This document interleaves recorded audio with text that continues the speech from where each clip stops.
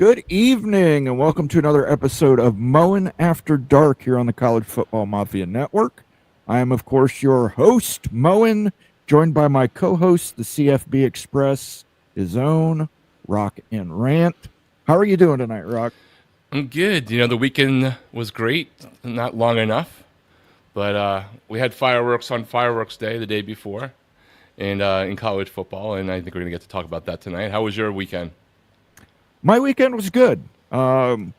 Spent several times trying to find a bottle of Mad Dog 2020 Blue Raspberry. Boy,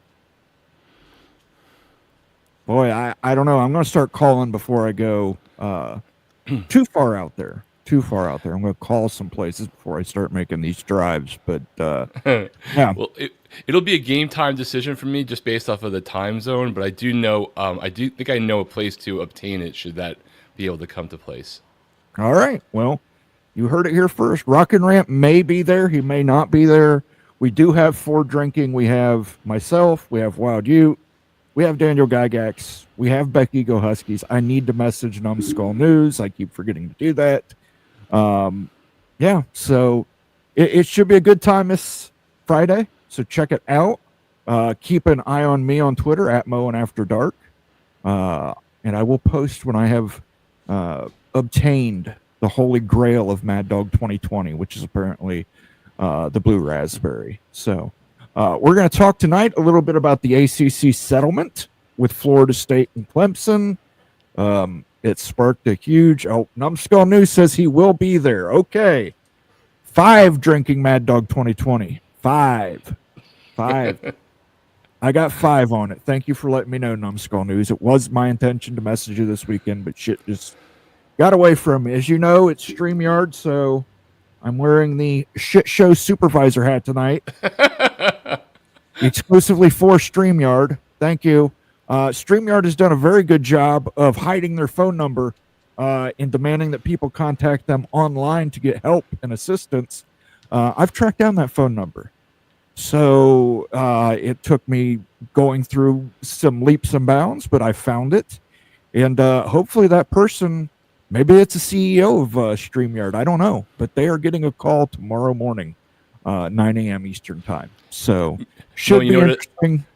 It dawned on me that most people probably don't even do StreamYard. So, like, what we're talking about in all these shows is the interface that lets us stream to the channels and manage a lot of guests and not have it be just really bare bones YouTube.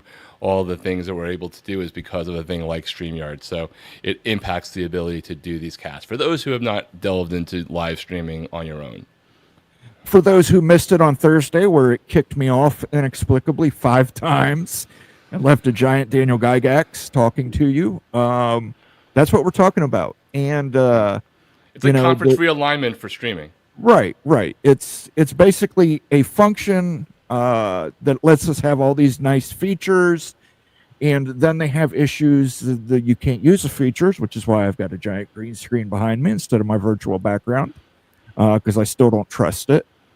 But yeah, so should be fire. You might check on my Twitter account at like 9:15, 9:16. Definitely will be a fireworks explosion 9 a.m. tomorrow on StreamYard's corporate account. So I will be giving them a call. Unfortunately, I can't record it due to two-party consent state laws, but I'll let you know what happened.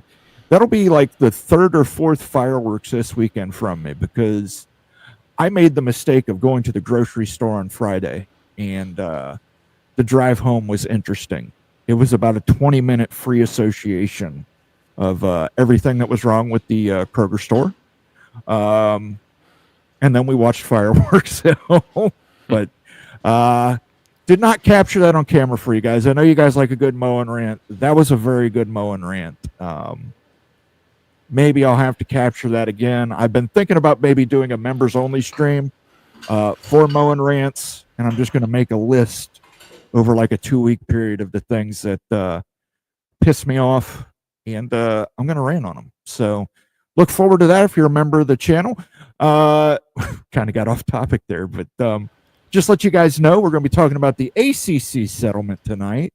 The settlement between the ACC, Florida State, and Clemson. It has come to light thanks to a Freedom of Information request, I believe, by David McKenzie, McKenzie Law. I believe he's the one who first brought that forth.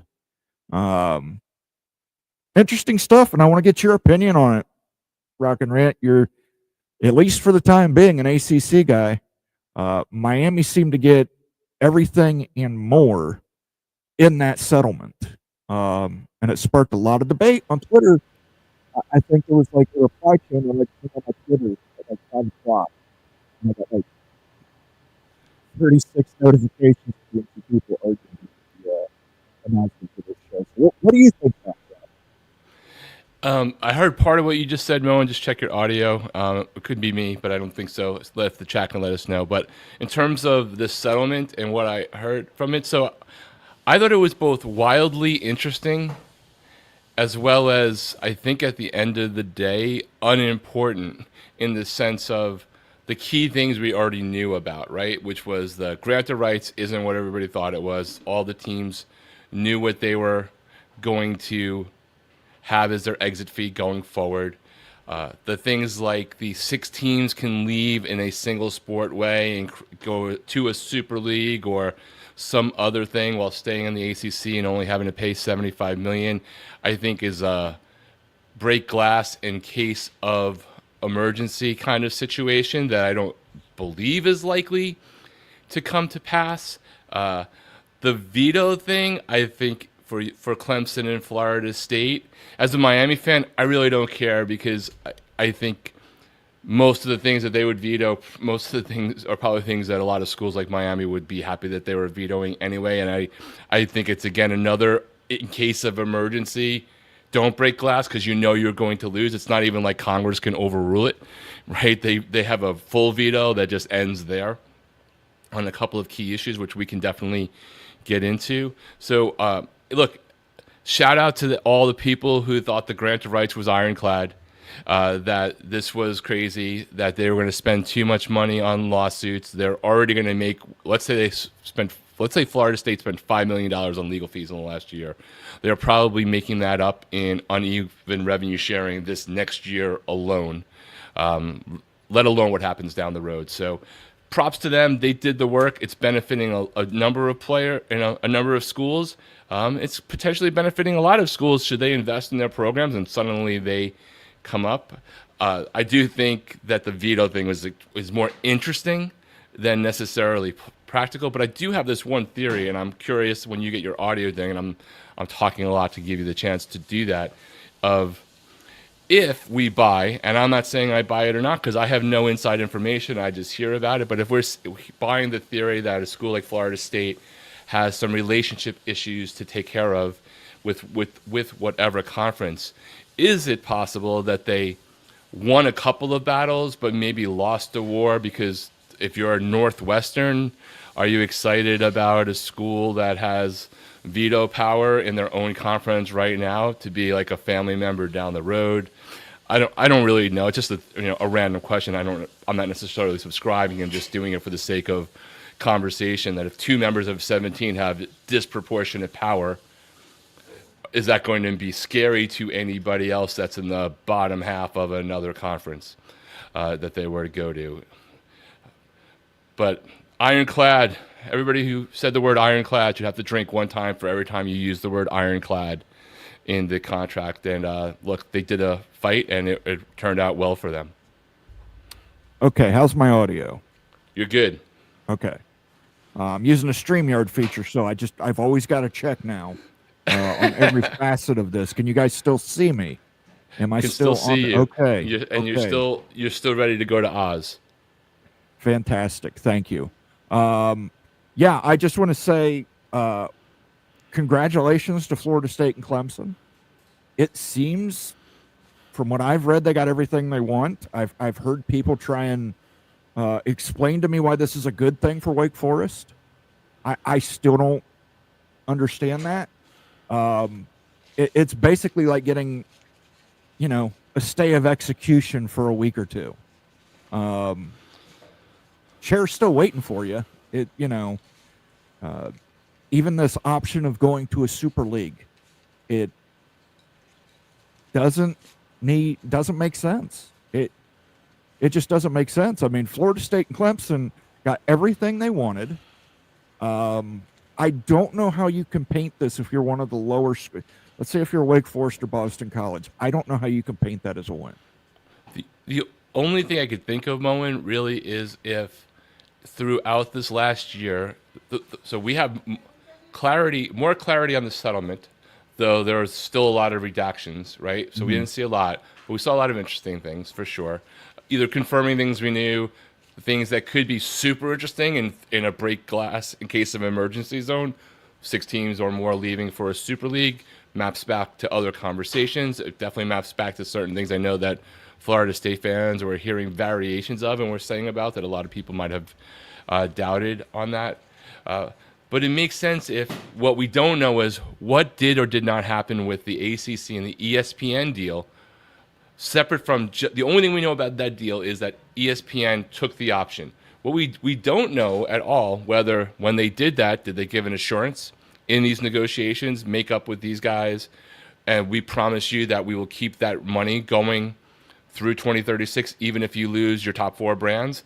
So that might be something we do not know. That they got versus a possibility of those key brands leaving, proving the granted rights lower, getting out cheaper, and a dissolution of the conference or an opt-out for ESPN that puts them into a conversation similar to what the Pac-12 and Mountain West might be. So to me, that's the thing that I wish we knew, because if we knew that, it might explain more why the lower tier revenue schools, not universities or whether they're great or not, why they might have acceded to this. Or else it's clearly just like one of the worst, like you didn't have what you thought you had, somebody had more things that were going to poke a hole in it, and you were trying to make sure you walked away with at least $75 million from each of these schools if they leave, versus the potential of 0. And the schools were willing to give you at least $75 million because it was better, it was negotiating versus continuing to fight, and they might have lost and had to walk away with $450 million to leave next year. Right, so that's where I'm kind of trying to figure out how it worked out for either school on either side of the tiers. Yeah, it's, to me, the big winners actually beyond Florida State and Clemson are North Carolina and Miami. These 2 schools didn't pay anything. They didn't pay any legal fees, anything like that. They stayed in somewhat good graces. North Carolina was obviously still opposed to Stanford and Cal, and I think we can all agree on why that is. Part of the solution to that is, or part of the solution that I should say the ACC has put in there is the ability for 6 or more schools to split off into another football entity while remaining ACC schools in every other sport. Yeah, but I mean, big win for Miami and North Carolina. Didn't cost you anything. There'll be books written one day, and we'll find out whether any people just were in the blind luck category, or were people being silent puppeteers in the background, where there certain alliances that weren't made, and it was just easier to let a state entity go versus a private entity. No idea. I don't have any inside information on that, but I am positive at some point the story will come out, whether it's on a Netflix series or 30 for 30. Probably not a 30 for 30 because ESPN probably does not want their dirty laundry to get aired in any way, but people will eventually speak. NDAs are eventually disclosed. It just takes a while. Hopefully that comes out before we're all, on an epitaph of something. Hopefully. Netflix, I'm sure that there's going to be an HBO style documentary for this one. This is going to be one of those really good documentaries. It's like 2 hours long from HBO. Yeah. And, we should all do a special shout out to Florida State and Clemson, because for better part of a year and a half, they made sure there was really no off season. That's true. Absolutely true. They've kept things exciting, but you have to give them credit. Yeah.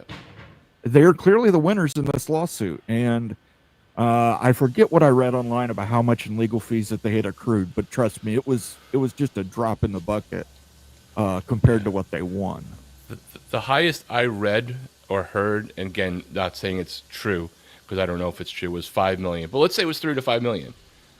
they are probably making most of that back this year alone on the 5-year cycle of the media revenue split, right? And where Florida State will come, despite the 2-10 season where they, dropped in the TV ratings, they were still a top. I don't know if it was top 4 or top 5, but they were definitely up there on the top. So they come out, they're in the black in year 1 is my guess, no matter what their legal fee was, if you take the worst case scenario.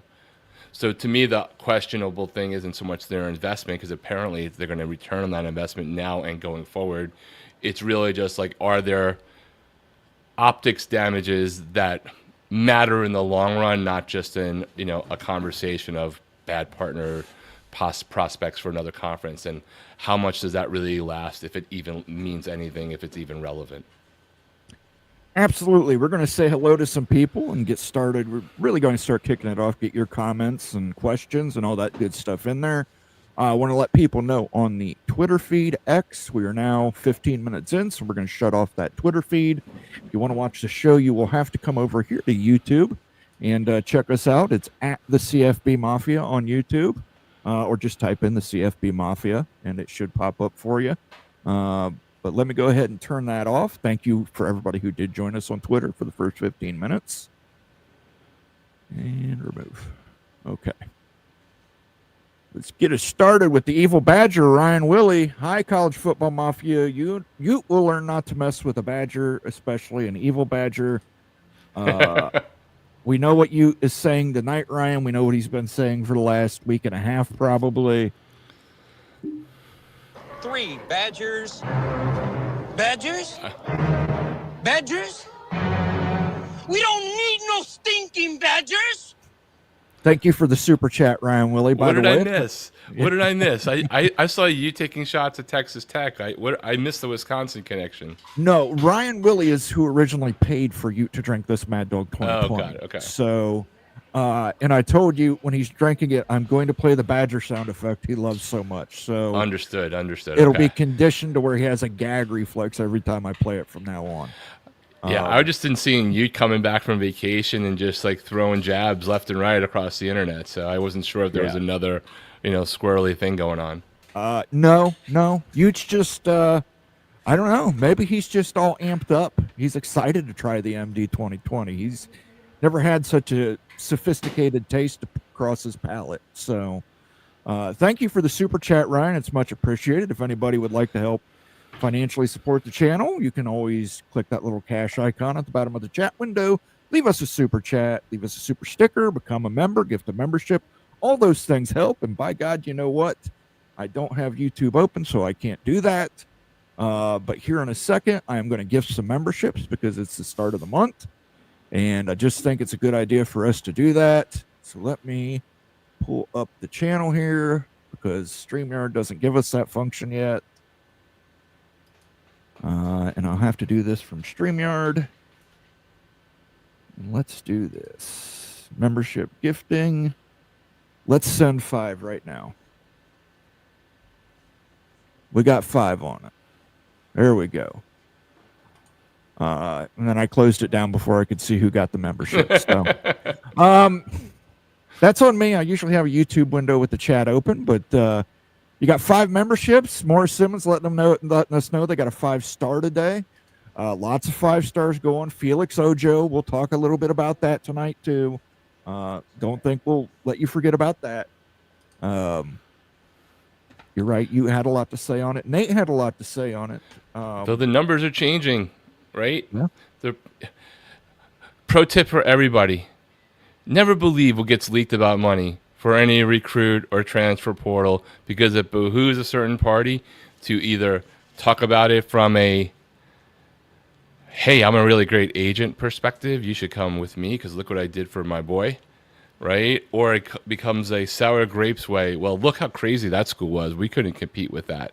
It almost never emanates from the actual school in those kind of situations. And then almost every time it turns out to be, if not factually incorrect, interpreted incorrectly. Like Carson Beck did not get $10 million from Miami, as like a really very specifically clear example. Yeah, I heard that rumor about Carson Beck too. Conundrum says Clemson and Florida State mirrored Texas and Oklahoma months before they announced their departure from the Big 12. Stand by for the announcement. Different situation. I don't know that they have a deal worked out yet with either the SEC or the Big 10, which is what makes this even more impressive. I mean, they had no invite to the Power 2, but they went and sued anyway, just on the perspectives. Right. Yeah. Two very big variable differences, right? Like the length of the grant of rights for either conference, right? One was theoretically a 10-year fight that you were trying to change, or 12 years really at the time that they started this. Texas was no more than what? Worst case 3 years out when they started this, maybe 2 years out. Mm-hmm. And Texas would probably be one of the 5 schools that you could have guaranteed had an invite, could go anywhere they wanted to at any time that they wanted to, unless you were just the Pac-12 and were too stupid to do it. Or you were holding out hope. Airspace says Evil Badger is greater than Wild Ute. I'm sure Wild Ute is very impressed that he will. Daniel Gygax says he might dump the show midway through. Daniel's laughing now. Daniel, you're going to be drinking that same Mad Dog 2020, brother. And I know you haven't drank in a while. And let me tell you, I remember the 20% stuff, but I'm sure it still hits pretty damn hard. If you drink enough of anything, eventually it does. Yeah. Especially if they're buying it out. I mean, if winos are buying that one in particular, I have a feeling it either hits hard or goes down easier. But we'll see. Bob Swanger, the Nittany Lions in the house. He says, good evening, everyone. Hello, Bob. Go Huskies is here. He says, hello. Good to see you, Go Huskies. Daniel Gygax is here. Good to see you, Daniel. Tempest is here. Florida State guy. Good day, gents. Good day for Florida State. BYU football series says, what's up, everyone? Caleb Ramirez is here. He says, hi, everyone. Caleb, I have to get on my Xbox, and I got to buy College Football 26, so maybe I'll see you on Xbox. We'll play a game of College Football 26. Ohio State versus Ohio State, I'm sure. Scavin, yes, says hello, gentlemen. Good to see you, Scavin. Al Woody says good evening. Good to see you, Al Woody. Steel Austin's here. He says hi, evening all. Coy's here. He says hi all. Conundrum says like button required for entry. Not required, but appreciated. Please hit that like button if you're new around here. Go ahead and hit the subscribe button. We put out all kinds of content. Entertaining content, informative content, Mad Dog drinking parties. Although Ryan Willie and MBM and even Stormy Cyclone paid a little bit. He paid $10 in shipping, so he covered part of the shipping to make that happen. So I was working on a poster earlier. I don't want to make it say, MBM and Evil Badger Productions presents the 7-Eleven Blue Raspberry Blitz. So, but thank you. Yes, hit the like button, please. First one to puke loses. I'd say wins. Yeah. They're not sometimes anymore. the moral victory here might be not having to finish what's in the rest of the bottle. Yeah, and we've already set that up. We're not going to mandate that people finish. We're going to make sure they drink enough of it, though. But we're not going to mandate because not everybody has a drinking problem like me. Tempest says, y'all going to get sick and paint that toilet bowl? Well, we'll see. Better than the laptops. Yeah, I'll just get a bucket. I don't need it. I might get an air sick bag. I think I've got some air sick bags here. I might hold one of those. Go Black 45 says ACC implosion in 3, 2, 1. It's. I would say it's at least 11 months, 10 months. I'd say that's a great descriptor though, because it does seem like almost a self-destruction mechanism. Unequal revenue share. You can go to another football entity if you want to and just play in that entity. This is an interesting question. Let me ask you this, Rock. It just says football entity. Do you think that would allow let's say the Big Ten or the SEC says, we don't want you in all your sports. We just want your football. Well, I'll take my guidance from you that I just can't imagine that the Big Ten would say we only want your football programs in our club based off of the fact that you're not doing it for Notre Dame like the ACC is doing in reverse. I know it's not the same, but it's kind of the same. It's supposed to be like this club. So I don't really see either of them doing it because you're not probably getting the full value of why you're taking somebody in for what we now can say is about 75% of what you think your media rights revenue is. But then you're not like, are they basically the football equivalent of the University of Chicago? Yeah.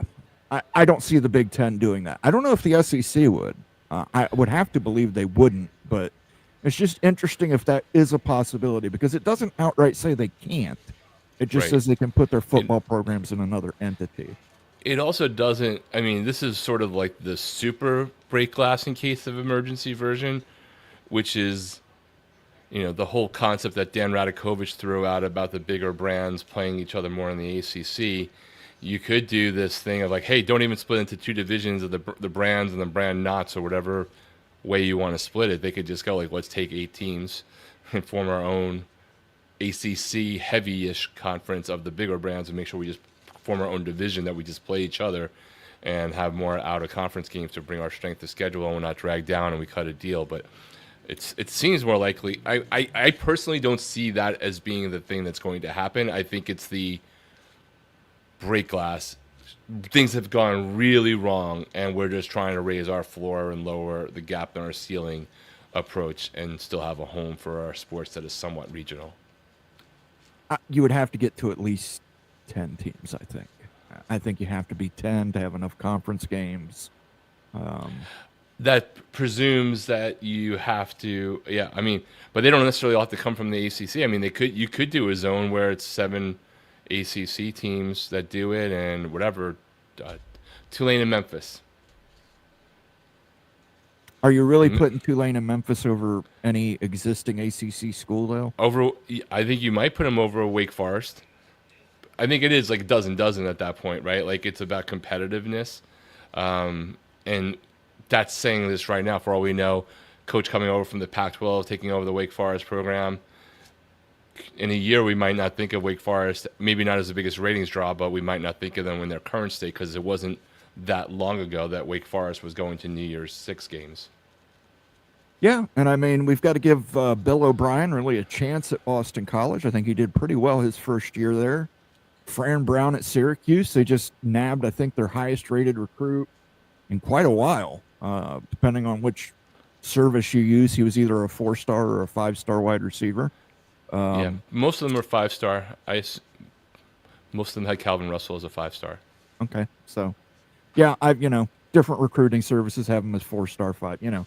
And of course they always use whichever recruiting services high one is. So, I think everybody kind of universally had Felix Ojo as a 5-star. I know certain services call it 5-star plus. 5-star plus just means that all the services had him as a 5-star. Yes. MBM, UNC Duke announced first to the SEC, then UVA Florida State. That's an interesting combination, MBM. I don't think anybody has that one. He's rolling in any craps throw here. Yeah, that's a hard 8. That's a hard 8 on that one, brother. Jay Chapman says, no SEC expansion without North Carolina. You're probably going to get it. They've started moving chess pieces in place. So you're probably going to get that, Jay. Congratulations. You probably win that. The Big Ten will miss out on Virginia and North Carolina. Clint Moses says, go Southwest Texas State.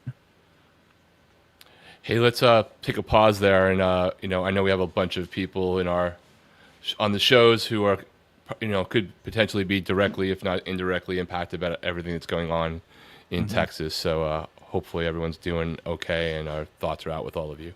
Yeah, absolutely. Thoughts and prayers. Miracles happen. Be glad to see, some of those happen. Obviously, very scary situation. Flooding is no joke. Water moves fast, people. So Yeah, thoughts and prayers. And if you can donate to support any of the charities out there, the Red Cross, obviously, Sterling Record, as far as charitable contributions, I would highly recommend them. OPD Don says, "Oh boy, I feel another rant coming." Yeah. I don't know if you caught the early part of the show, Opie, but I might do a members only Mow and Rant stream where I just rant. I make a list and I just rant and rant and rant.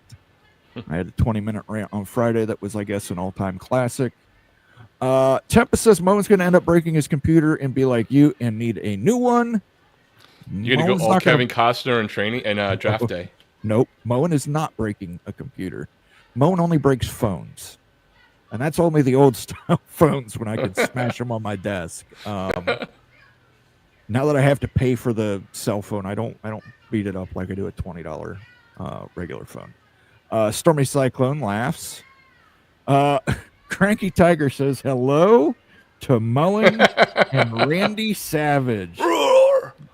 Let's go ahead and play. But the cream will rise to the top. Oh yeah, macho madness, yeah.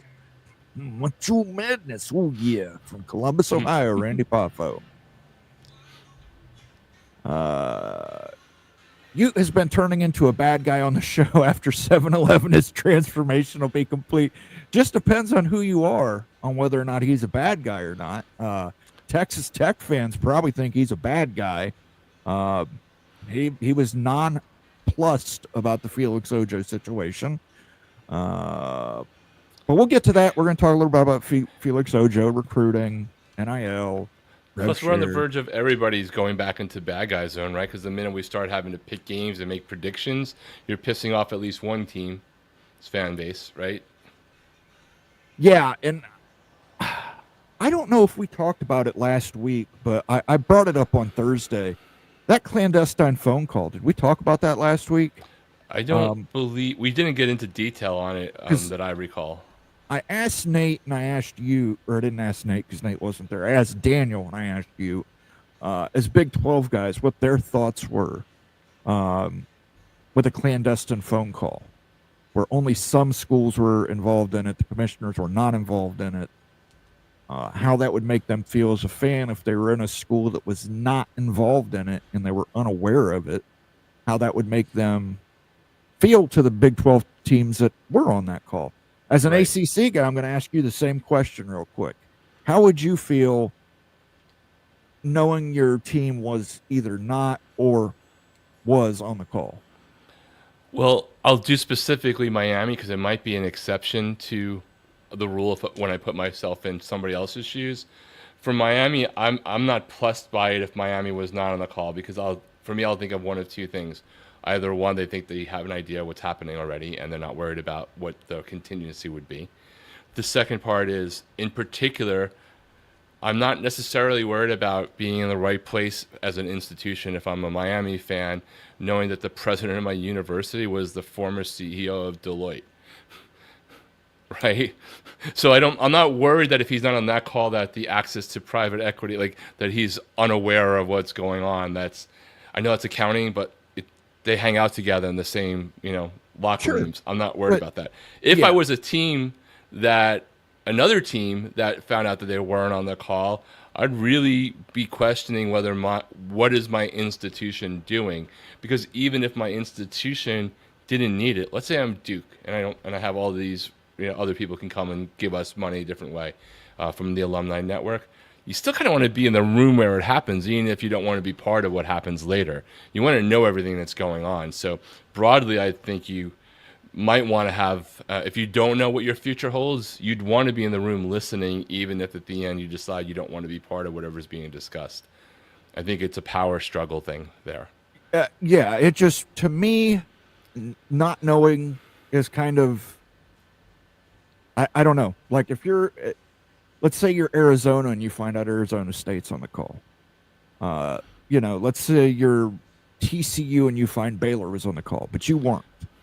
Well, the first one's even more interesting, right? Because Arizona and Arizona State had to, if I recall correctly, in the whole meltdown of the Pac-12, the two of them together was a big thing in terms of the state, right? Sure. So if in that case, unless everyone's like, hey man, you take the call and just let me know, like we'll divide and conquer, fine. But if one is invited and the other one's not invited in state, I think it's even more complicated in that state, versus, Baylor versus TCU, two completely separate silos in Texas. Sure. And just these are examples, but let's say Right. Cincinnati, Houston, they just got to the Big 12. Obviously not, huge power programs. They got called up into the Big 12, but I mean, you would have to be if you're members of that school and you're not those schools and you're not on the phone call. That has to not only be disappointing. That's almost at that point, I'd be pissed off. I mean, unless they're doing it by proxy, unless they have the proxies of these schools. But then, I just don't imagine the narrative would be clandestine, right? And proxy, because why would you do that? Listen, I think you're unwise for any of these schools to trust anybody right now. Just like Jim Phillips shouldn't, Tony Petitti shouldn't have been trusting Greg Sankey, or all those, whatever versions you want, like trust but verify, whatever that, politics thing apply to sports is. But yeah, I think you can make it a justification for it, of, hey, if there's some reason your institution just is not going down a private equity zone ever for some reason that we don't know, then I guess it doesn't matter. And therefore, and you might also not have been invited even if you wanted it to.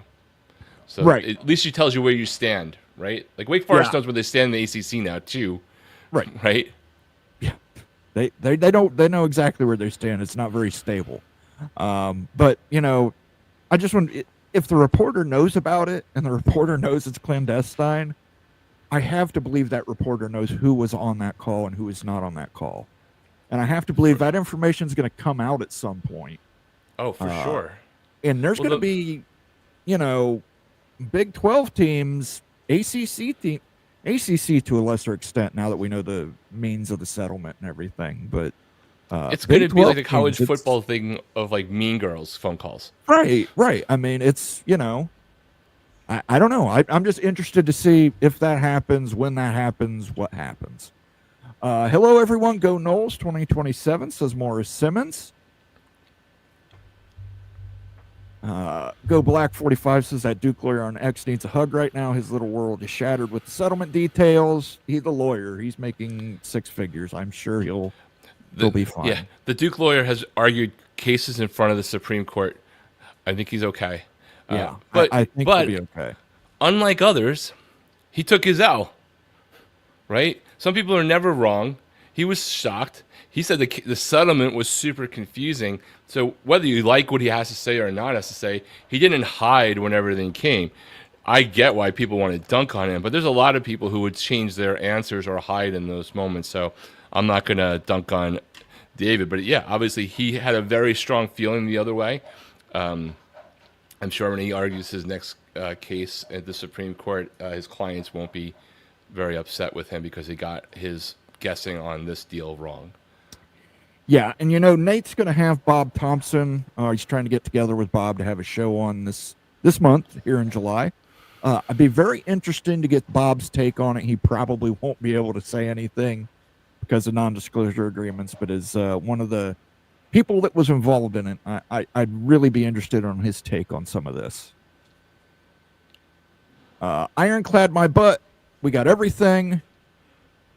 MBM says UNC Duke is a combo more so than a Wolfpack backpack. I believe you might be right. The basketball pool's there. I just don't know that the SEC wants the football from Duke. But then Manny Diaz did good last year, so did a lot better than he did for Miami. Jay Chapman says UNC just sat back and let Clemson and Florida State do all the expensive work for them. Absolutely right. Absolutely right. Now, I don't know if there was maybe a kickback somewhere along the line where they said, let's give you a $1 million donation or something. But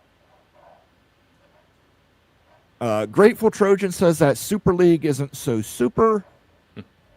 Granted, I don't disagree with you, but we really don't know what to call it beyond that. Go Black 45 says, wasn't Ironclad the Civil War proto sub that sank in the Potomac, just like the ACC will be in 3 years? That is the Monitor and the former Merrimack, the CSS Virginia. The Confederacy actually sank it themselves, but they did not. The battle was considered the Monitor won the battle, so we'll go with that. But yeah, I'm very afraid that we just touched the Civil War in Virginia again after last week. Jesus. We're not getting into an argument of who was in. No, I told Rock after the show, I was like, it reminded me of an old George Carlin joke. He was being interviewed by someone, and they said, "What do you think about the dope problem in America?" And he says, "I think it's pretty obvious we have too many dopes." So, yeah. Well, we're not going to get into history tonight. I promise. Stormy Cyclones here. Good to see you, sir. Iowa State recognized. North Carolina ain't going to stand for a pay cut. Laura Weiss says, my family has been indirectly impacted. Very sad deal. Thoughts and prayers with your family, Laura. Absolutely. Thoughts and prayers to anybody who's down there in Texas right now dealing with this severe weather issue. Very scary situation. So, but miracles do happen, and got to keep that in our minds. Yep. Unfortunately, powers that be are doing the right thing instead of holding things up off of politics. So I'm glad that's happening, at least for Texas. Yes. Al Woody said, would things have been different if more teams were involved in the lawsuit? You got me. I don't know how you could get any better of a win for Florida State and Clemson. I mean, what you get, like each additional team has a veto, depending upon who it was. Maybe a little lower buyout, but I don't know. I think Florida State and Clemson got everything they wanted. And I know there's people out there saying the ACC did what was best for Wake Forest and Boston College. I don't see it, guys. I just don't see it. MBM asks, who is a media partner in a Super League? Private equity partner so far is Smash Capital. But if it was a new league, it would have to negotiate a new media deal entirely.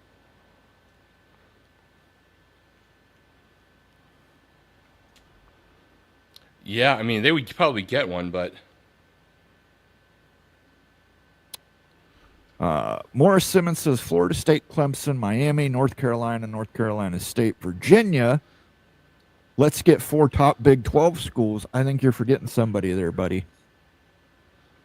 Ramblin' wreck of Georgia Tech. I mean, if you're the ACC, if you're forming this new Super League, you got to have markets. Atlanta's a hell of a market. And it's a hell of a reason to take a drink.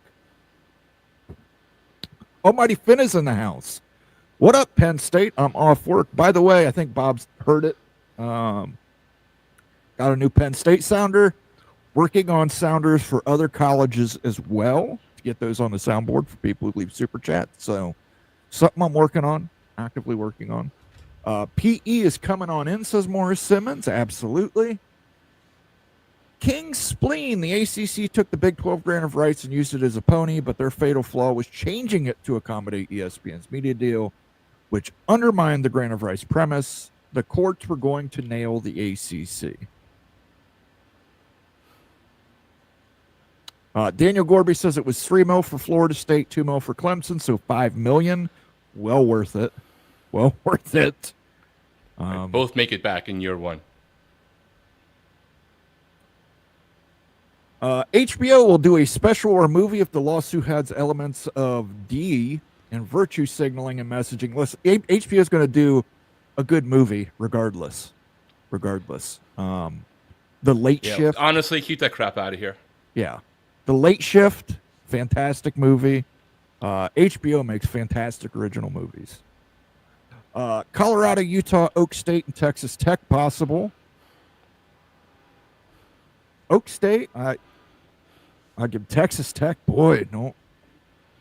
They might be making a case for Power 2 with that. Let's go ahead and talk about that. Felix Ojo, 5-star plus offensive tackle, number 2 player overall, number 1 player in Texas, committed to Texas Tech over the weekend on July 4th, actually, I believe. Yeah, I think it was on July 4th he committed. we've heard differing numbers, still substantial numbers, Oh yeah, for sure. on what Texas Tech is paying him as of a revenue share agreement, not NIL, separate from NIL. This is rev share. What do you think about that? You're a Miami guy. You're out there trying to get this talent too. You're a top brand like Ohio State is for me. We're all out there competing. In fact, Ohio State was in Ojo's Final Three, I believe. Yeah. We're all out there competing for the same guys. And with rev share, Texas Tech has saddled up and basically said, we're going to compete with the Ohio States, with the Miamis, with the Texases of the world. What did you think about the signing? One, great for Texas Tech. I think anyone criticizing them for doing what the rules say and assuming that they're not until something comes out is jumping the gun a bit.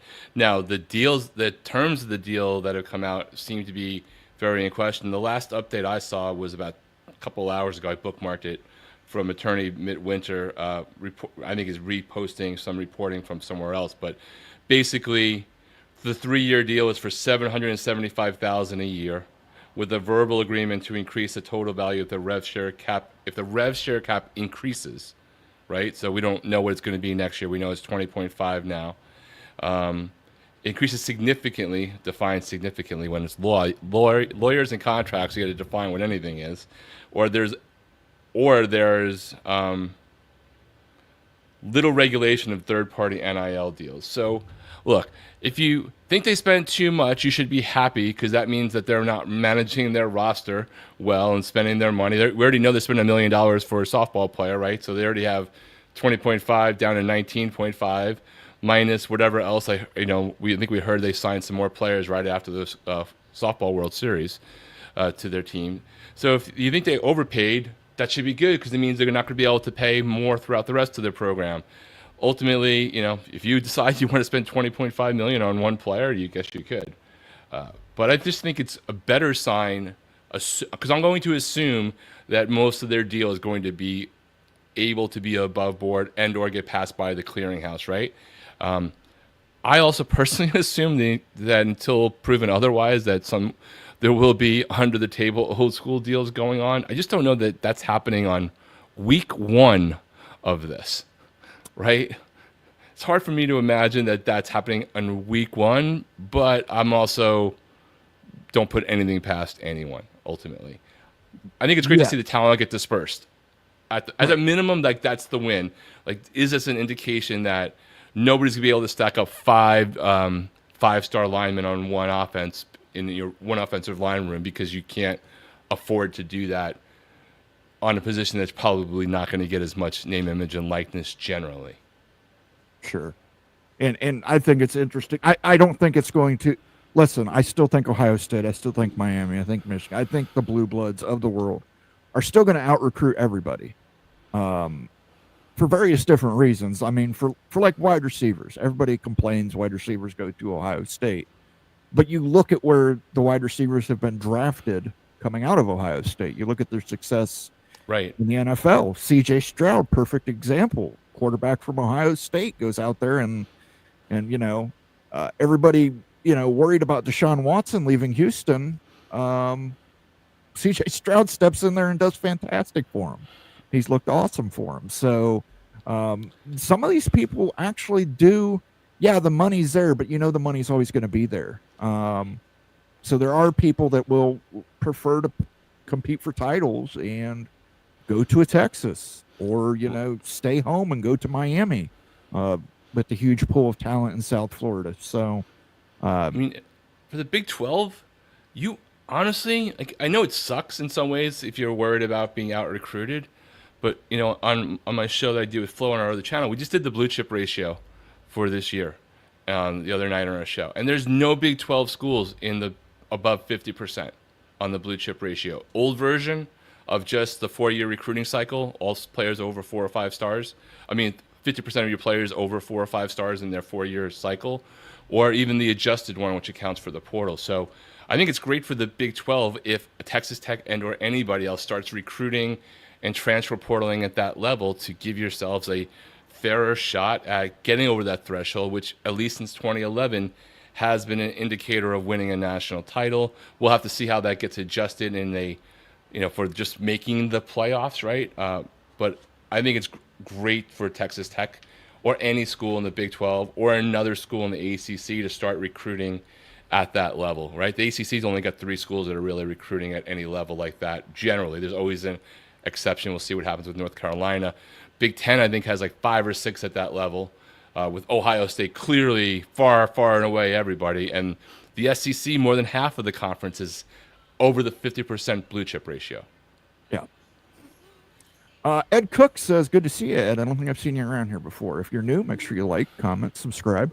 Pretty clear ESPN orchestrated the settlement, hard saying what was promised beyond ensuring the media deal is extended. I don't necessarily disagree with you, Ed, but we did hear there was a composition clause in the original contract. And if this is just an extension of that contract, I would have to believe that the composition clause remains intact. But that was a numbers thing, which is why you got Cal, South, SMU, and Stanford. It wasn't necessarily a team thing. The question would be, did they give a little bit on that composition clause? Because in theory, they got 3, but if they lost 4, the composition clause that used to exist would be an issue. Is that something that ESPN gave the ACC members through 2036? Even if you lose 4 teams, 6 teams, whatever, we're still going to pay you the rate, and that would make it. Then it would make sense for why a Wake Forest or Boston College would have been okay with this. Absolutely. Morris Simmons says, I'm going to apologize. Yes, Georgia Tech. Got to remember Georgia Tech. Morris Simmons says, we got a 5-star today. Yeah, you did. 5-star coming to Florida State. Steele Austin is now a member. Thank you for the membership. You're welcome, Steele. Enjoy it. We've got some great members-only content coming out this month, so check it out.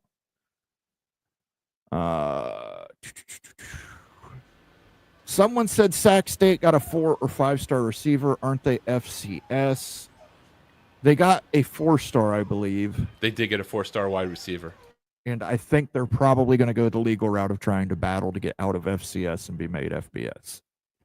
I know they've been denied, I believe, once. I think they've actually been denied twice now. But I think with what Luke Wood, Dr. Luke Wood, who I believe is their president, I don't think they're going to stop. I think they're going to file some kind of lawsuit in order to try and force themselves into the FBS, but they will be an independent in the FBS. Which, there's 2 other, or there's 1 independent actually. And that's Notre Dame, right? Is UConn still considered you're muted, by the way. Yeah, it's a tough road to hoe, and yes, Connecticut is independent. Okay. But they play football, I believe, in some conference, don't they? I don't believe they do. They play their other basketball in Big East. But Big East, yeah. I just didn't know about their football. So, yeah, tough road to hoe unless you're like a Notre Dame. You is going to be the one to paint the toilet bowl. Listen, if that man doesn't make it to the toilet, and we see a live, I've already said this, we're going to immortalize this. If someone pukes on stream, that is going to be a soundbite for eternity. That's one that will never leave the rotation of the soundboard. Texas and OU had invites, exactly, Jason. Florida State and Clemson do not as of yet.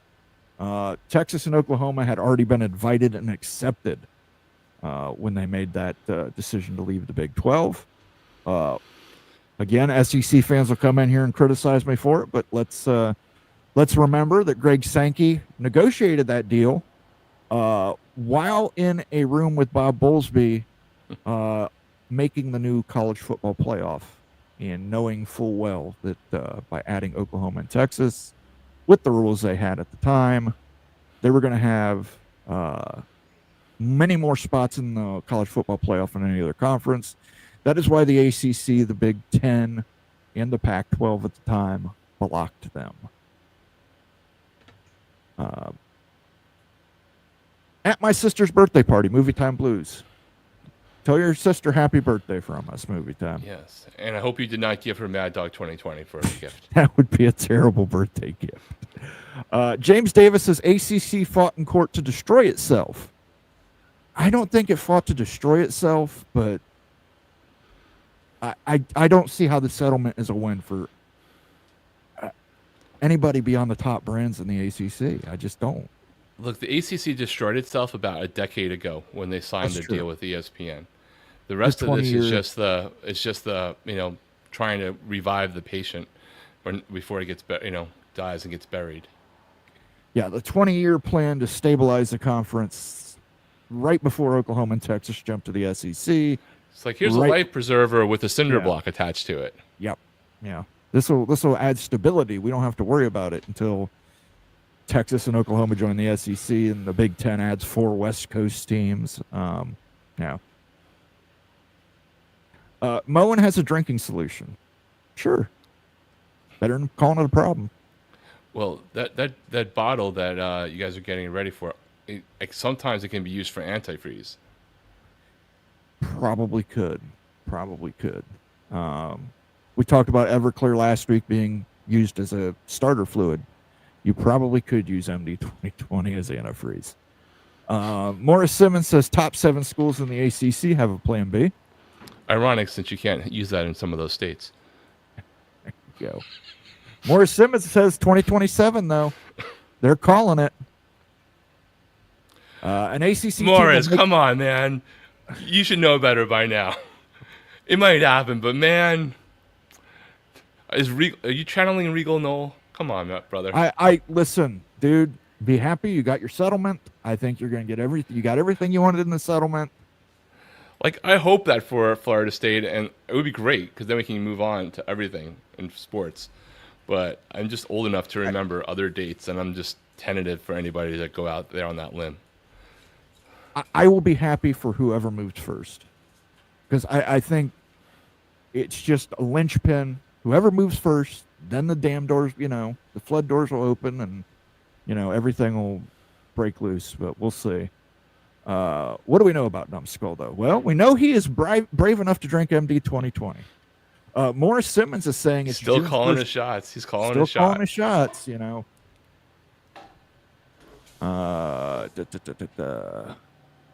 USF has a good program.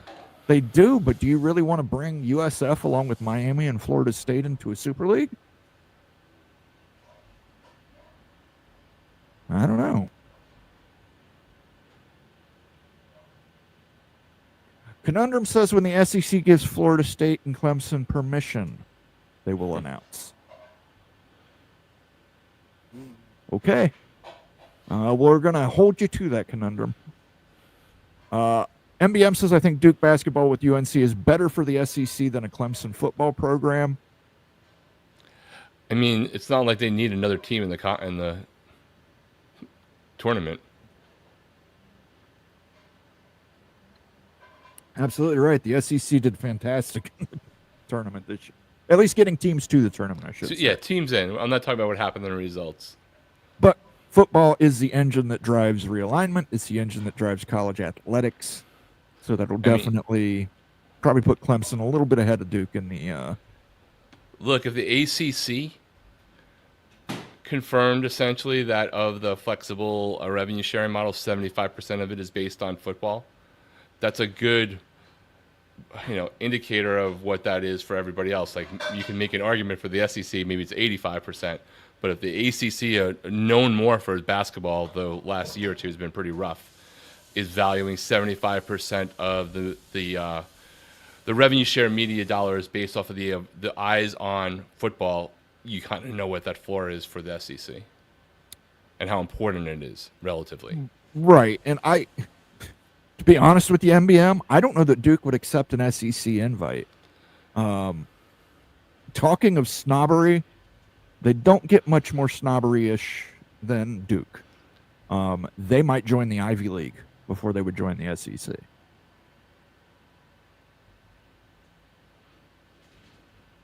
And if you don't believe me, just ask anybody who went to Duke. Don't worry, you won't have to ask, because I'll tell you right away.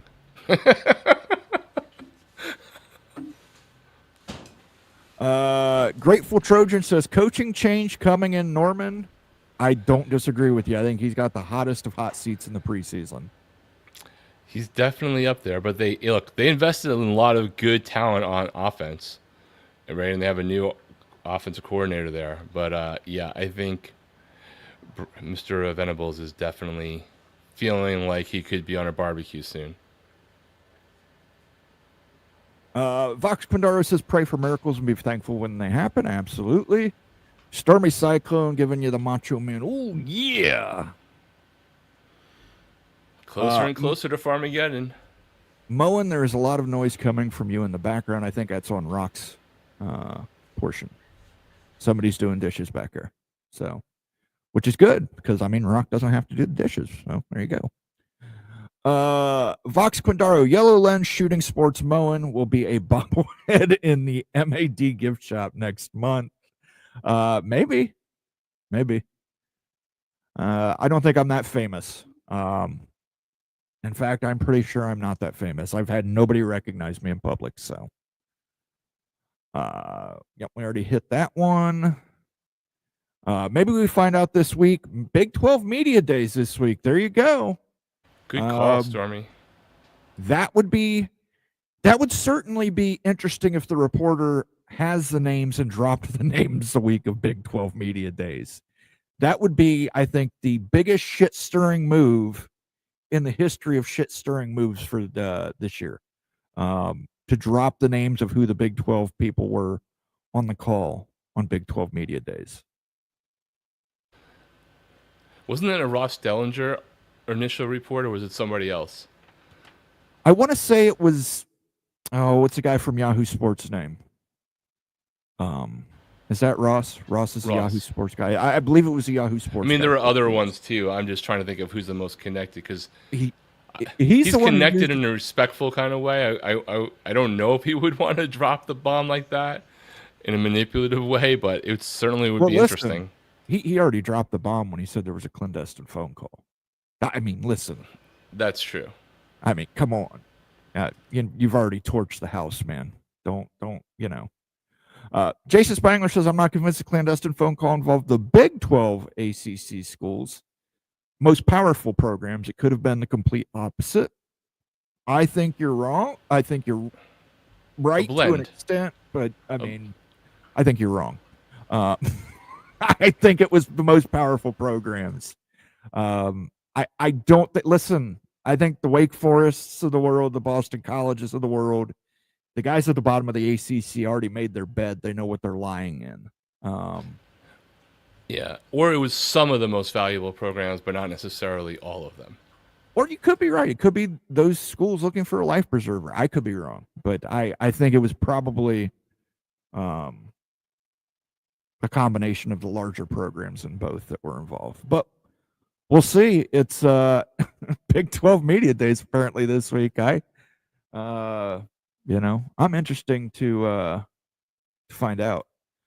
Do we know who was on the clandestine call? We do not, Vox. That's the thing. We don't know. But like I was saying earlier, if that information comes out, there's going to be a lot of hurt feelings in that Big 12 room if those schools weren't acting as proxies. Yeah. All I know is it was genetics and somebody else. There you go. Yeah, Genetics 56 was on all the calls. Let's see. Vox says Colorado, Arizona State, Arizona, and Utah were free not to take the deal. Again, we don't know if they were involved in the call or not. We were just using them as an example.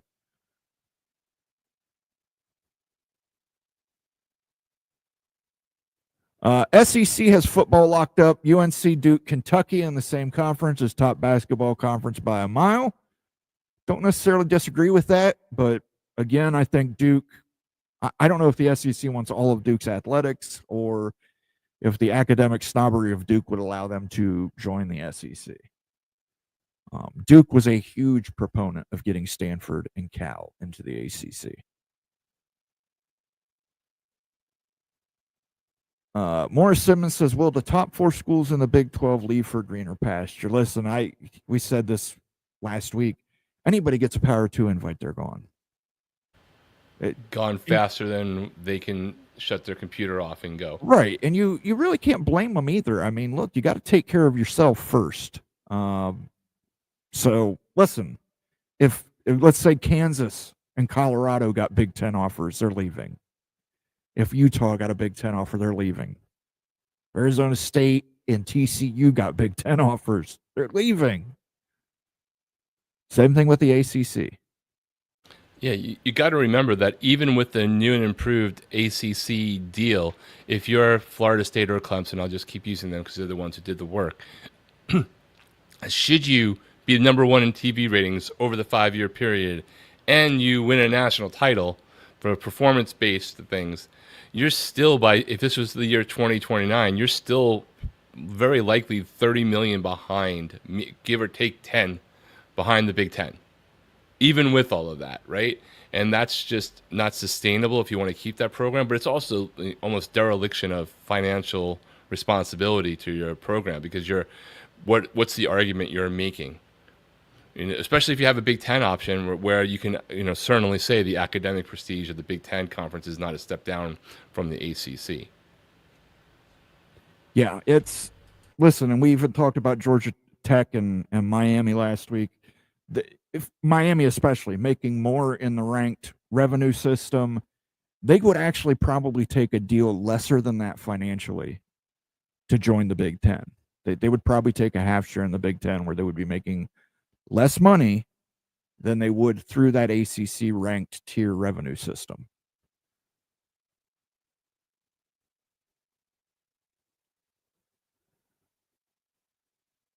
To Wild Ute's credit, he crunched the numbers. It's better to leave ASAP. Absolutely. It is.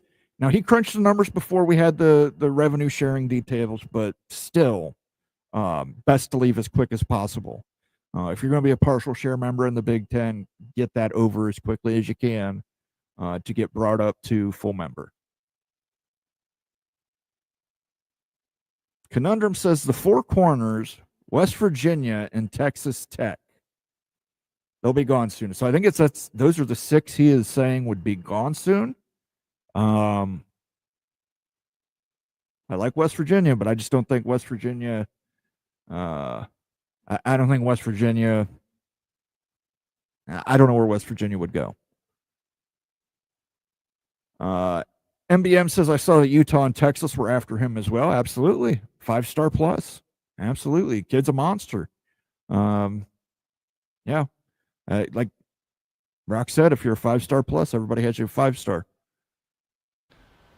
Yes, there's more than 32 5-stars because the ranking services have their own 32, and there are less than 32 5-star pluses because you have to be uniform across rivals on 3 and 24/7. Though we'll see how that changes with on 3 and rivals sort of divide, coming together as one company and splitting up the responsibilities. So I don't know if the composite becomes a composite of those two plus somebody else in their place.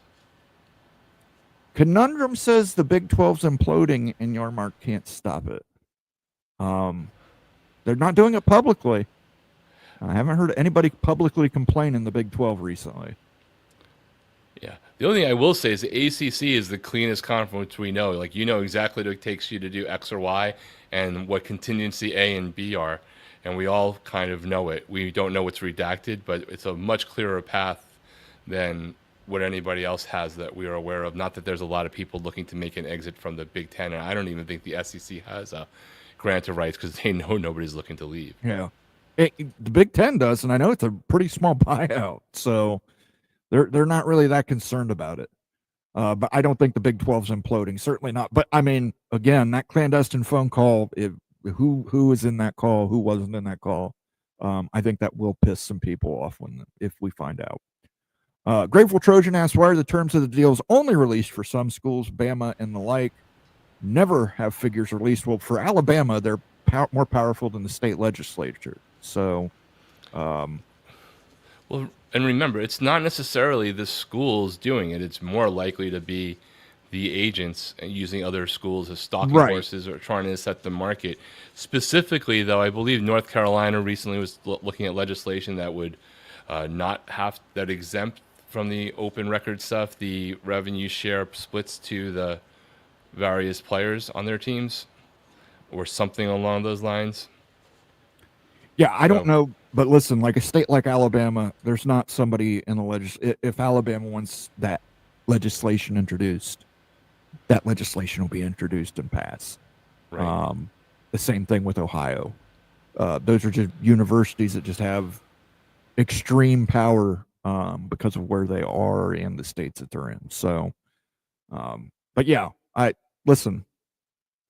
The reason that big, huge, I think what 5.1 million deal for Ojo, that number even is out in the ether, out in the atmosphere. His agent released that number. That's the only reason we know that number. Right, and because people were surprised because up until the moment it was announced, there were 4 schools that were discussed as being likely to be where he was going. And a bunch of people also forgot that the official visit limits no longer exist for players. So they just looked at the last 5 visits, didn't see Texas Tech on there, and I'm pretty sure that he actually did take a 6th visit to Texas Tech. So some degree of self-fulfilling prophecy and a little bit of a shocker to others. Whether or not he was always high on them, who the hell knows? Yeah, I mean, again, a lot of people are like, it's out of the blue. He didn't have Texas Tech, Steve Wilfong didn't put it as Texas Tech until I think the day before. He put his crystal ball on Texas Tech. Prior to that, I believe he had his crystal ball on the Longhorns. So, but I'm sure that agent is putting it out there to show players, look how much money I can get you. But in doing so, I think he may have done his client a disservice. USC has top 100 recruits this cycle. Absolutely. We might talk about that at some point because there have been a lot of people who've been doing some keeping recruits pinned to a school by paying them. And A ton of them.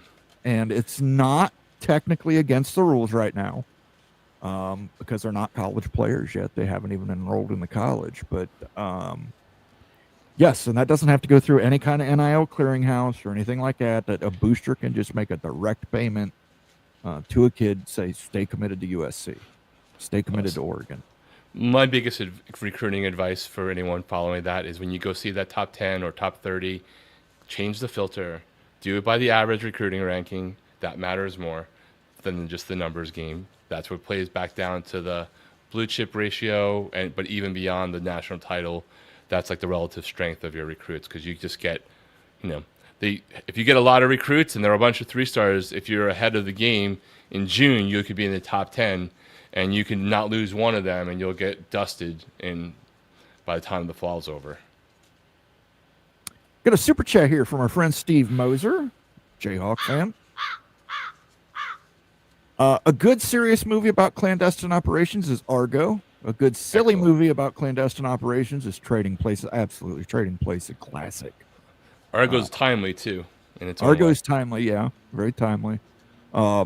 Trading Places, though, come on, that's that classic. Dan Aykroyd, Eddie Murphy, peak Dan Aykroyd, peak Eddie Murphy. I mean, you could wear one of those gorilla masks on Friday. I've got a special hat for Friday, so I won't be wearing the gorilla mask. But yes, that's a very good option, Steve. Thank you for that. Late Shift on, I don't know if it's on HBO Max. It probably is. It's an HBO original movie about the drama surrounding Jay Leno or David Letterman in the late night slot. Great movie. Just shows you what kind of a scumbag Jay Leno is. I just think it's funny that everyone just repeats everyone else that any school would seek out joining the Big Ten or the SEC. I'm telling you. Jason, I think it's funny that you say this every week in the opposite, like you're just a contrarian, and I get it. I think, look, props to Kansas if they wouldn't move.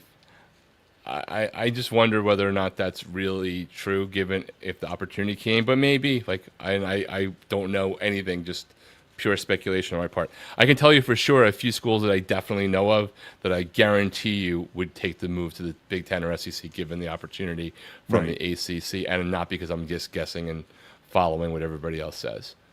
And listen, everything we've heard from behind the scenes, different people is about how these ACC schools have spent a lot of time and money trying to present themselves in the best light for potential realignment.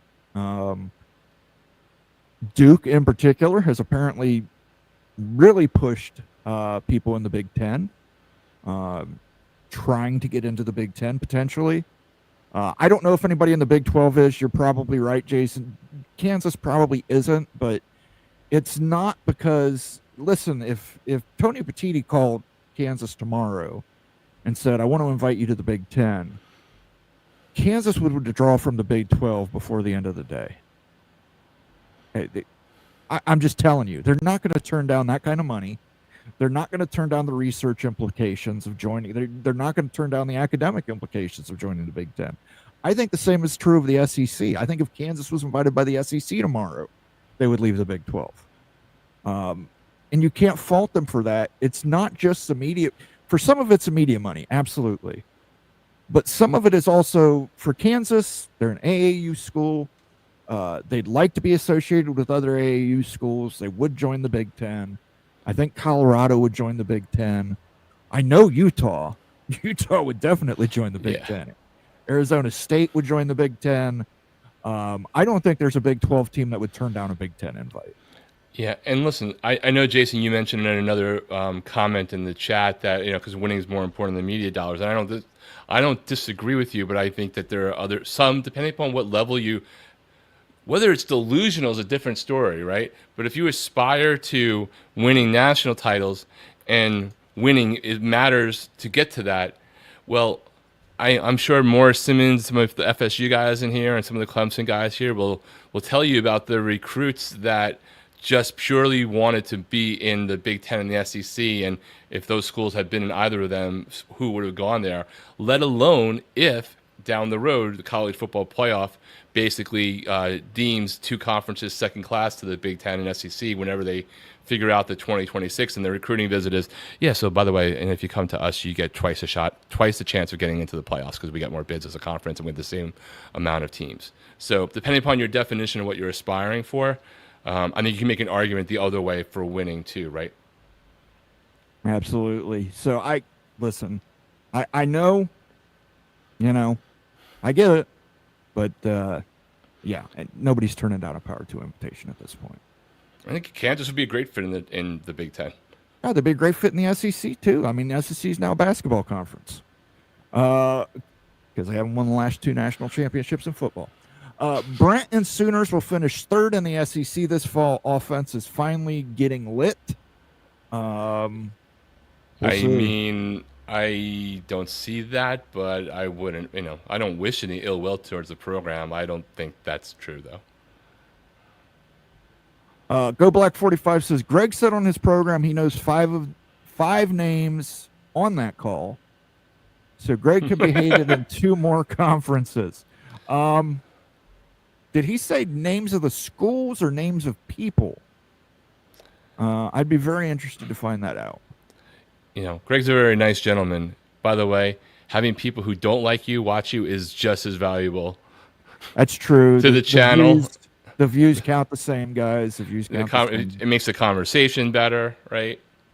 Because it's not everybody agreeing and groupthink. So, we're giving Jason a little bit, not really grief, just having a different opinion, but having people like Jason having a different point of view makes it a lot more interesting than us just going, yeah, we agree. Yeah, we agree. Sounds great. Yeah. Someone told Ross to release it. It wasn't by accident. Okay. I don't necessarily disagree with you, but Replica says Greg specifically mentioned Utah, BYU, West Virginia, and ASU regarding the clandestine call. I would love to know if that's a case, Replica. If you're still watching, leave it in a comment section. We're going to wrap up here in about 5 minutes. Leave it in the comment section with a timestamp. I would love to see that. I think that would definitely be interesting, especially if you're a Big 12 fan, not one of those schools that two of them are from the Four Corners who just joined the Big 12. Check it out. Says, who has the $165 million for the exit fee? The boosters in Duke would pay for that. Miami can afford that. Florida State can afford that. Clemson can afford that. And they're not just going to write a check, right? They're going to go get financing, and they're going to arbitrage the difference between the interest they're paying to pay it off versus the money that's coming in over the same period, right? If they don't just write the check straight out. Well, I think there might be some boosters from some of those schools that could. Oh, that yeah. could Like I'm afford just saying, to there are write other that out. paths, too, for that, right? Depending upon what Right. number it is. Who from the Big 12 has a real shot to go to the Big 10 or the SEC? For the Let's Big do 10, the most optimistic one. Let's say the Big 10 goes to 24 schools. Yeah. Who do it that way, like, because that way it's easier to figure out like where it goes. Like if the Big 10 went to 24 and the SEC went to 20, which is, I'm just stating the perceived top that either would go. We don't know that to be the case at all, but let's do it that way. top 4 in the Big 12 that would have a shot at the Big 10 would be Kansas, number 1. Kansas just makes a ton of sense. It's still geographically close. Huge basketball brand. They're investing in football. Got a new stadium. Kansas would be number 1. Colorado would probably be number 2. But again, Colorado is so much about Deion Sanders. If Deion, we don't know what it's going to look like after Deion leaves. Then you would have Arizona State. AAU. Yeah, Same time AAU, Miami and Notre Dame huge got it. market. The fourth one would probably be Utah. And I know people don't like that, but they're AAU. They've already got the academics. The problem with TCU has the market. TCU has a market, but they just don't have the enrollment. They don't have the academics. They don't have the research. But I'd say TCU is close to Utah. I think TCU got the market. It's in Texas. It gets you part of the Texas footprint. I think TCU would be in. But Texas Tech, hell, who knows? The way they're investing in football players, Texas Tech might be on the map if they can get that brand valuable enough. Who do you think? I mean, I think from the Big Ten side, you're there. I mean, Texas Tech is the one that feels like the most SEC school, but I just don't see them, SEC adding a third, especially the way Texas Tech is investing in sports. I just don't see them adding a third Texas school when they've got those two schools that are just so gigantically disproportionate for that. I mean, Kansas fits in both places. I just don't see them wanting to go any. Greg Sankey just, never bought into the go west young man thing. I don't think he's going past Texas. But if he were going past Texas, they've already got 2 schools in Texas. but say if they were going further adding west it. than Texas, I would guess Arizona State before Utah, but I just don't see them going that far west. Yeah, I don't either. I think they're going to try more for the coastal North Carolina, Virginia. And then if they're not going to, they don't want to double or triple dip in Virginia or North Carolina, I don't see them like wanting to double dip into Oklahoma with Oklahoma State. Yeah, Oklahoma would probably block that.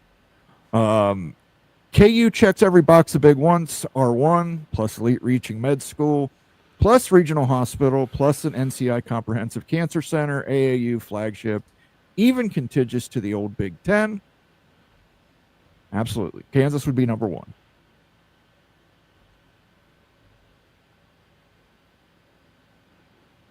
I'm alone in thinking that, but that's okay. I'm used to it. So yeah, I think if anybody was invited, they would jump at that chance. You and Numbskulls should join forces since he's like the one person out there that doesn't believe North Carolina's got a landing spot. Seven Old School says, is there anything funnier than seeing the very same Twitter experts who knew for a fact the gore was ironclad now declare FSU didn't win and the ACC only did all that to help them out? Yeah, and it's an opinion. I don't understand how those smaller schools than the ACC won. Yeah, I'd say it's equally funny to everyone who made the proclamations on the opposite extreme of schools that would be playing in the Big Ten and SEC this July, and they were certain of it because the offer already went out. So either side of the coin has some fairly interesting extremes. Pork bellies are used to make bacon, like you might use to make a bacon and lettuce and tomato sandwich. Absolutely. Great to see. We ought to have somebody do that for private equity in the, have you do that. You got football brand, which you might find in a college football playoff. You may need to, corner the market on frozen concentrated orange juice to give as chasers for absolutely the Mad Dog Festival on Friday. Stormy Cyclone says Jamie Curtis. Oh, yeah. Oh, rent's not the only thing that costs money in this house. Young Jam, woof, boy, just pop your eyes out. With that, and I've been waiting for you, Billy Ray. 70s titties were great. I don't know. They just 80s made them get too big. I love the Biggs television deal and the whole coast to coast thing. Thank you. I'm sure they appreciate that. Let's try and get a couple more here. I want to get some more members' comments. Steel Austin says, I only heard Greg say Utah, Arizona State were part of the clandestine call. I didn't hear him say BYU or West Virginia. That makes it even worse, Steel, because then that's 2 of the 4 corners. They just joined the Big 12. I mean, listen, Utah, you might as well just embrace the in-house villain narrative if this comes out, because you already established the first chapter anyway. Grateful Trojan says, I would say Colorado would be in the top 2. I agree with you, but look, can you base it all on Deion staying there? I don't know. What's that program going to look when Deion leaves?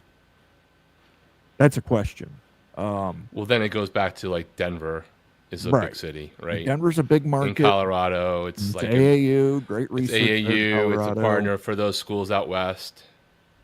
It's a 5th team in their relative time zone. Yeah, one time zone off. Yeah, it's just Arizona State might give them some competition, just because I think Arizona State's media market's a little bigger. Phoenix is definitely bigger. Yes. Let's see. Y'all a couple of bookies. Absolutely right. The season hasn't even started. That's coming soon. That's you didn't catch that? That's a quote from Trading Places. Y'all a couple of bookies. I had a bet. Bet we can make ourselves rich and put you in the poorhouse at the same time. I won. $1. $1. Randolph. And then you get the call back to the movie and Coming to America. Or is it Mortimer? Yes. Yeah. Here he goes. Mortimer, your brother. I think he's having a heart attack. Him.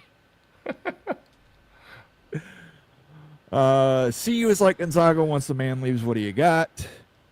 Utah AD would take a leak on a Big 12 flag on camera if they get into the Big 10. On brand for that guy. You're probably right. I don't doubt that. Love this chat tonight. No one mentions the biggest brand in Virginia by far is Virginia Tech, but they are not the flagship, and they do not have North Carolina in their corner backing them up.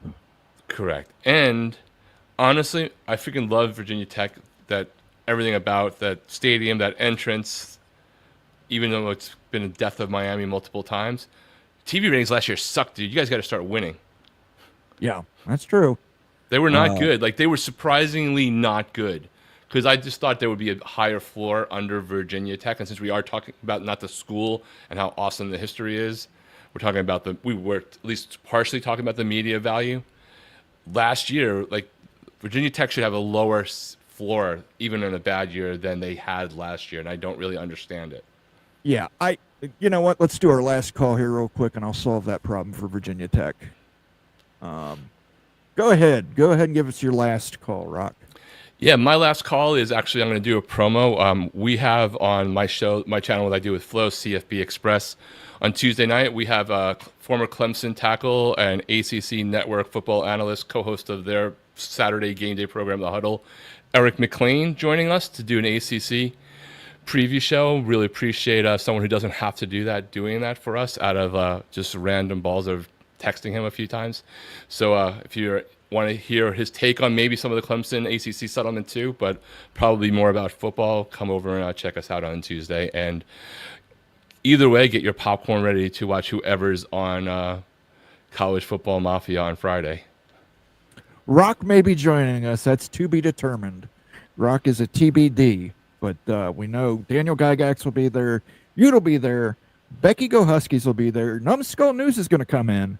I'm going to be there. We're all going to be drinking Mad Dog 2020. Should be a good time. So tune in for that 7-Eleven show. We will remind you multiple times this week. Don't worry. Will be a hellacious time. It should be fun. Definitely check it out. For my last call, I'm going to solve everything for Virginia Tech. Why did you not call Shane Beamer? You should have talked to your boosters. Shane Beamer should have been your first call this offseason. Pay that man his money. He's done very well at South Carolina. Got that connection. Pay that man his money, Virginia Tech. You got to get back to winning ways. The last winning coach you had, I think, was named Beamer, if I'm not mistaken. So absolutely. Call Shane Beamer. Can't say it any better than that. Call Shane Beamer. Yeah, they have the wrong Brent in terms of ACC coaches. That's true. The other Brent is probably a little bit better coach. All right. Thanks, everybody, for tuning in tonight. We'll get a little over than what we normally do here on Moan After Dark. I appreciate it. Appreciate the super chats we got from Ryan Willie and Steve Moser. To the 5 gifted members, please enjoy those gifted memberships. Those will last 30 days. Until next time, peace out.